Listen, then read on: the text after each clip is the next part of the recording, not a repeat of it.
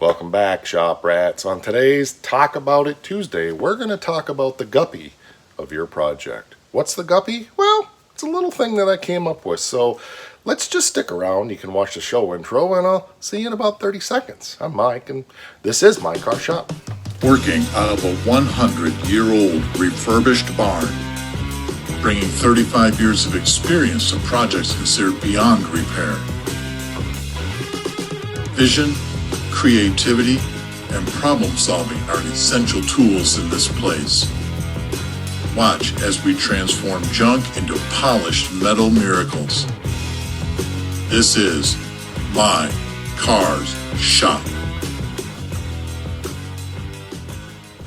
I was actually just having an interesting conversation with Duddy from over at Duddy's Adventures not too long ago here, and one of the things that he pointed out that I found very interesting that I hadn't thought of was how many YouTube channels focus completely just on restoration and perfection and skip and actually discourage.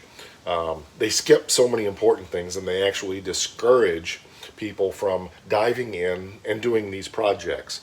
One of the things that I try to do is cover a diverse way of doing things, from like the Stitches Fabrication Project to the Forsyth Duster Preservation to building a hot rod like the 47 Ford Street Rod, and of course a complete restoration slash renewal, if you will, on the 26 Oakland. And we've got Scoops, and we've got the Pro Street GTS, and we've just got a lot of different projects here, and each project has a different purpose and a different goal. So we want to talk about the guppy. Now, what's the guppy? Well, the guppy is just simply a little thing that I came up with.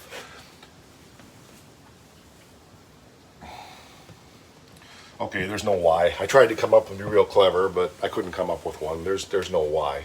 But the GUPPE of the project. So the first one is goal, like I said. What is the goal of what you're doing?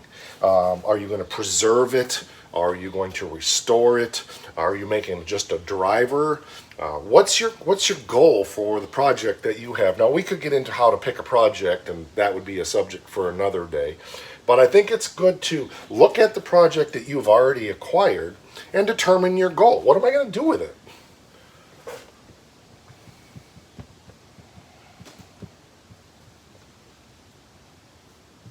Oh, I missed an N. You get the idea. What am I going to do with it? What's the whole point? So that leads you to the next thing, and that can help you determine the goal of where you're going, is when you decide the use. How am I going to use it? Is it going to be a daily? Is it going to be a race car? Is it a hot rod? Is it a street rod? Is it an off-road vehicle? Is it a rock crawler? You need to decide how you're going to use that project, use that thing, and then set your goals according to its use. Because if you're building a dragster and the first thing you start out with is a Death Charger, and if you know what that is, go check out Duddy's channel, it's probably not going to make the best dragster in the world. So the use helps you determine the goal, and the goal will help you determine the use. So the third one goes along with that. What's its purpose? What is the purpose for you in it? Is it a long-term build? Is it a short-term build? Is it a build as you go? Is it a build as you drive? Is it going to sit in the shop for 20 years and you're going to do nothing with it? What's your purpose for this specific project? Again, these all kind of go together, because your purpose and your use and your goal all kind of go into one, and yet each word kind of opens a different way of thinking. So use and purpose could be similar, they could be different, but they're not exactly the same. So what's your purpose for the entire project? Remember, we're not just talking about the purpose of the vehicle itself, but the purpose of the project. Is it for you to develop skill? Is it for you to just learn how to install parts? Is it for you to learn how to fabricate? Is it for you to do it as cheaply as possible? What's your purpose? You see where I'm going with that. So then, along with that, of course, you gotta have a plan.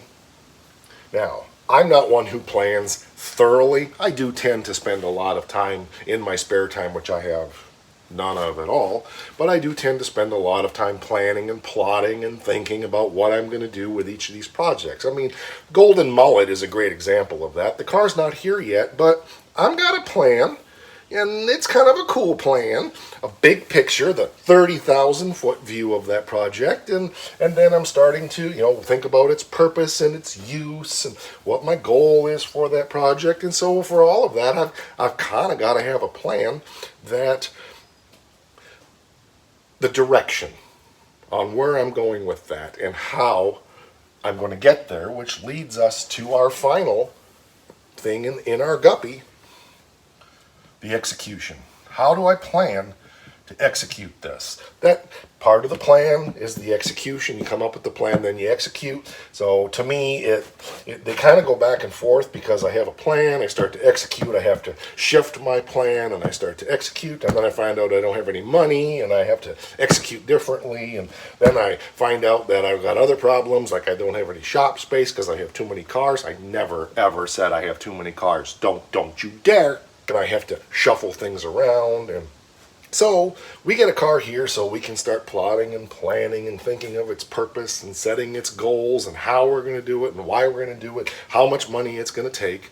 And then a year or two or 17.6, we start executing that project. Now again, if you look around the shop here, you will see that each of these projects is at a different point of execution. We started the Forsyth Duster.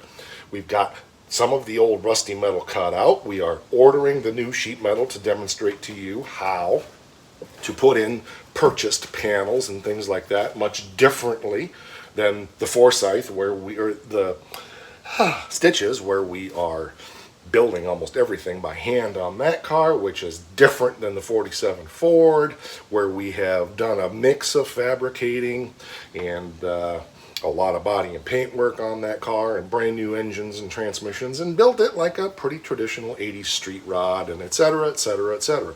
And each one of these, with the goals and the use and the purpose and the plan, each one is executed differently. So they seem a little bit redundant, and I'll say that again, they seem redundant, but they're not. Each one has its own point, but the bottom line is the execution is kind of like the final get it done, right? Get her done! So just think about that with your projects and what those things would be. Take a minute. Take 5 minutes. Don't take 6 years because you'll never get anything done. And just come up with a rough idea and come up with your guppy and throw it in a bowl and watch it swim around for a while. I can't emphasize enough, don't get paralyzed by perfectionism. Somehow, some people approach these projects as though once you've done something, the car is ruined forever because it's not done to perfection. And that is just total bull.